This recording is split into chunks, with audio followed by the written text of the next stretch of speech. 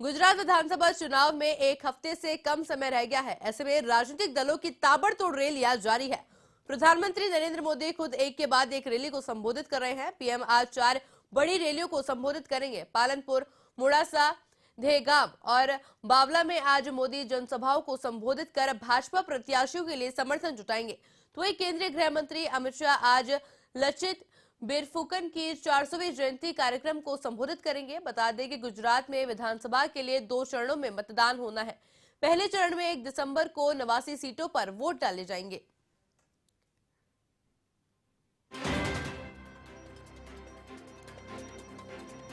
गुजरात विधानसभा चुनाव से जुड़ी बड़ी खबर आप तक पहुंचा रहे हैं, जहां पर प्रधानमंत्री मोदी की आज 4 बड़ी रैलियां होने वाली है। आपको पता है, गुजरात विधानसभा चुनाव को लेकर भारतीय जनता पार्टी पूरी तरह से अलर्ट मोड पर आ चुकी है। तो वहीं अमित शाह भी आज एक रैली को संबोधित करेंगे, एक कार्यक्रम में भाग लेंगे। इसके अलावा प्रधानमंत्री नरेंद्र मोदी भी लगातार रैलियां कर रहे हैं और अपने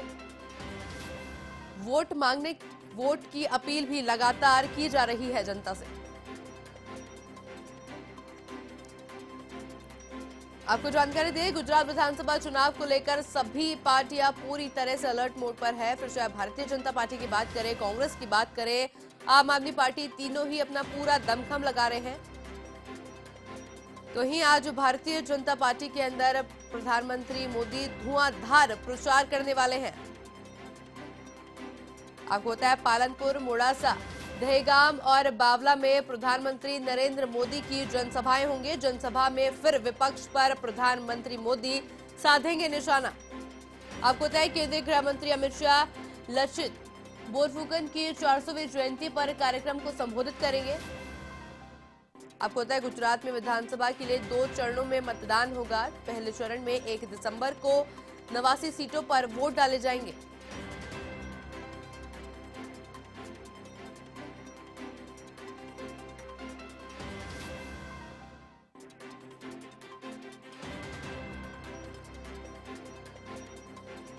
इस खबर पर अधिक चर्चा के लिए हमारे साथ गुजरात के ब्यूरो चीफ विकास कायस हमारे साथ फोनलाइन पर जुड़ चुके हैं। विक्की, देखिए, लगातार देखा जा रहा है कि गुजरात विधानसभा चुनाव को देखते हुए भारतीय जनता पार्टी पूरी तरह से अलर्ट मोड पर आ चुकी है। लगातार प्रधानमंत्री मोदी खुद जो है प्रचार प्रसार कर रहे हैं, वोटों की अपील लगातार की जा रही है। तो वहीं आज प्रधानमंत्री मोदी की 3 बड़ी रैलियां होने वाली है। क्या कुछ अपडेट है इसको लेकर? जी बिल्कुल, रैलियां होने वाली है। पालनपुर में भी होने वाली है, मोडासा में होने वाली है और भी 2-3 जगहों पर होने वाली है। और साथ में नर्मदा जिले में अमित शाह की भी रैलियां होने वाली है और मोहन भागवत भी आने वाले हैं। बहुत दमखम लगाकर भारतीय जनता पार्टी इस बार चुनावी अभियान में जुटी हुई है। जनता से वोट अपील भी कर रही है और सिर्फ जो भारतीय जनता पार्टी ही नहीं कर रही है, इसके साथ में कांग्रेस भी लगी हुई है, आम आदमी पार्टी भी अपनी जगह पर प्रयास कर रही है। एक नई पार्टी है भारतीय ट्राइबल पार्टी, वो भी अपना दमखम लगा रही है। ये जो 1 तारीख को चुनाव होने वाले हैं 89 सीटों पर, इन चुनाव के जो रिजल्ट है वो तो 8 तारीख को आएंगे, लेकिन जो प्रयास के रिजल्ट है उसको अगर आप गौर करेंगे तो आप पाएंगे कि जो एक ओपिनियन पोल आया था पहले, जिसमें कांग्रेस को बहुत पीछे करा गया था, लेकिन इस बार आप कांग्रेस को कम नहीं आंक सकते हैं।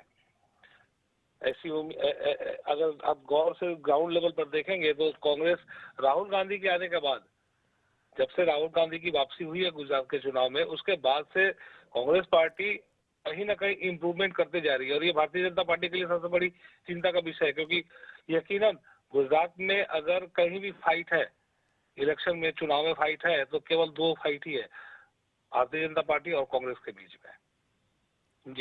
जी विक्की, देखिए, एक बड़ा मुकाबला देखा जा सकता है भारतीय जनता पार्टी और कांग्रेस के बीच में। तो वहीं इसी बीच देखिए, प्रधानमंत्री मोदी लगातार प्रचार कर रहे हैं। हम देख सकते हैं कि लगातार उनका गुजरात दौरा है और लगातार प्रचार प्रसार करने में लगे हुए हैं। क्या लगता है, कितना सकारात्मक हो सकता है भारतीय जनता पार्टी के लिए? देखिए, भारतीय जनता पार्टी के लिए सबसे बड़ी सकारात्मक चीज एक ही है, वो है प्रधानमंत्री नरेंद्र मोदी का जो चेहरा है, उनकी जो छवि है। और भारतीय जनता पार्टी को जितनी भी वोट मिलती है, अगर आप गौर से देखेंगे गुजरात में, अब आप लोकसभा चुनाव का भी रिजल्ट देख लीजिए, तो 26 की 26 सीटें आ जाती है। तो गुजरात के लोग मोदी जी को पसंद करते हैं, इसमें कोई दो राय नहीं है। लेकिन मोदी जी के जो नीचे गुजरात सरकार के जो कर्मचारी है या जो विधायक है या बाकी के जो नेता है, इनको कहीं ना कहीं अपनी परफॉर्मेंस सुधारनी थी। अगर ये लोग अपना परफॉर्मेंस सुधार लिए होते तो मोदी जी को इतनी रैलियां करने की कोई जरूरत भी नहीं थी। मोदी जी अगर इतनी रैलियां कर रहे हैं तो आप खुद ही सोच लीजिए ना कि इसके पीछे क्या कारण हो सकता है। जी क्योंकि अगर यहाँ की जो सरकार है, अगर यहाँ के सरकारी तंत्र है, अगर ये लोग सही तरीके से काम किए होते, जनता के बीच अगर गए होते, जनता की बातों को समझे होते, तो आज मोदी जी को इतनी रैलियां करने की जरूरत ही नहीं थी। मोदी जी केवल गुजरात ही में नहीं, वो अपने देश में ही नहीं बल्कि विदेश में भी एक प्रसिद्ध चेहरा माने जाते हैं। लेकिन आज उनको ग्राउंड लेवल पर आकर सबसे ज्यादा मेहनत करना पड़ रहा है।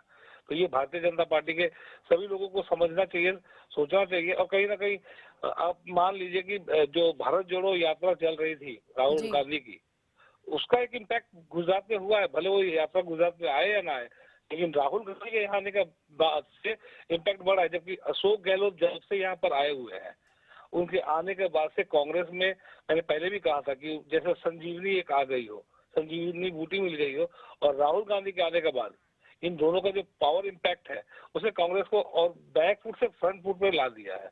और ये चीज कहीं ना कहीं भारतीय जनता पार्टी के लिए बहुत सोचने और चिंता करने की बात है। और यही कारण है कि आज के दिन में मोदी जी को और अमित शाह जी को पूरा का पूरा फोकस गुजरात के ऊपर में इस तरीके से करना पड़ रहा है। जी अजय के देखिए, साथ में एक और तस्वीर आपने देखी होगी कि भारतीय जनता पार्टी के जितने भी बड़े चेहरे हैं वो इस वक्त गुजरात में मौजूद है। लोगों को रुझाने का प्रयास किया जा रहा है, वोटों की अपील की जा रही है। तो वही कांग्रेस की बात करते हैं तो राहुल गांधी फिर से अपनी भारत जोड़ो यात्रा के लिए निकल चुके हैं। प्रियंका गांधी उनके साथ जुड़ी है। जो मीडिया कोऑर्डिनेटर हैं मुख्यमंत्री अशोक गहलोत, वो भी राजस्थान के लिए लौट गए हैं। क्या लगता है कि दोनों पार्टियों के अंदर देखा जा सकता है कि एक तरफ भारतीय जनता पार्टी है जो पूरा दमखम लगा रही है, वहीं पे मौजूद है, लगातार रैलियां कर रही है, तो वही कांग्रेस के जो बड़े चेहरे हैं वो इस वक्त वहां पर मौजूद नहीं है। किस तरह से देखते हैं इसको? देखिए, नॉर्मली आप अगर आप क्रिकेट मैच का खेल देखेंगे ना, तो जी देखिएगा एक ओवर में बैट्समैन एक या दो ही बड़े स्ट्रोक खेलता है, बाकी वो आराम आराम से खेलता है। बिल्कुल। तो इससे क्या वो एक लंबा इनिंग खेल लेता है। लेकिन अगर आप देखेंगे कोई पिच हिटर आता है, हर बॉल पे हिट करने चला जाता है, तो जल्दी आउट हो जाता है। मेरी बात को आप समझने का प्रयास जी करें। जी बिल्कुल। जी कांग्रेस की जो बड़ी ये आपने बताया, जो ये लीडरशिप है, इन्होंने अपना काम किया, चले गए। अभी ग्राउंड लेवल पर जो उनके वर्कर्स हैं, जो कार्यकर्ता है ना कांग्रेस के, वो लोग फुल एक्टिव मोड पे है। मैंने थोड़ी देर पहले भी यही बात बोला। तो वो लोग काम कर रहे हैं, और उनको जब जरूरत पड़ेगा ना स्ट्रोक खेलने की, जैसे राहुल गांधी का स्ट्रोक जब लगाना था, तो वो आए, वो फिर से वापस आएंगे गुजरात में। और अशोक गहलोत भी आएंगे, क्योंकि उनका खुद का भी राजस्थान उनको संभालना होता है, तो वो भी देखेंगे और यहाँ भी आएंगे। लेकिन यहाँ पर अगर बीजेपी का देखेंगे ना, तो बीजेपी के जो जो हकीकत है, मैं वो बताऊं कि जो नीचे के जो ग्राउंड लेवल पर जो कार्य करता है, अब वो बेअसर होते जा रहे हैं। इसलिए टॉप लीडरशिप को, आला कमान को ही अब यहाँ पर कमान संभालने की जरूरत पड़ रही है। ये बहुत बड़ा अंतर है, अगर आप मेरी बात को समझ पाए तो। बिल्कुल जी बिल्कुल आयुषी सर। बिल्कुल। अजय की देखिए, एक और चीज पर हम चर्चा कर लेते हैं। हालांकि आपने बखूबी अपने जवाबों में इस चीज को बताने की कोशिश करी। गुजरात के अंदर अभी आपने कहा कि जो मेन मुकाबला चल रहा है वो चल रहा है भारतीय जनता पार्टी के बीच और कांग्रेस के बीच। जनता की पहली पसंद कौन रहेगा, क्या लगता है? क्योंकि जल्दी हम देखते हैं कि चुनाव बहुत नजदीक आ चुके हैं अभी। देखिए, अगर मैं इसका सही आकलन आपको बताऊं तो शायद जो दर्शक सुन रहे हैं या जो भी जनता सुन रही है, या जी फिर आपकी भी बात करूं, आप लोग यकीन ना करें, पर कहीं ना कहीं जो ओपिनियन पोल में बताया जा रहा था आज से एक महीना पहले कि भारतीय जनता पार्टी को 130 सीट मिल जाएगी, पहली पसंद वो होगी, मुझे ऐसा कुछ भी नहीं लगता है।